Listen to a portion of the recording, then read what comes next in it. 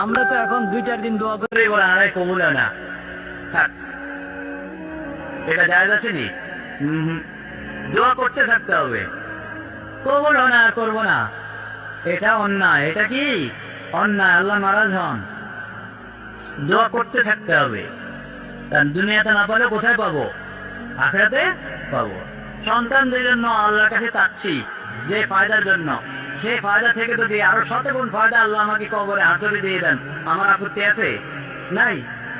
দোয়া করতে থাকবো। সন্তান যার নাই, আল্লাহর কাছে দোয়া করতে থাকবে। মাদার কাছে চাবে না, পীর ফকিরের কাছে চাবে না, বাবার কাছে চাবে না। পীরদেরকে বাবা বললে কাজ হবে না।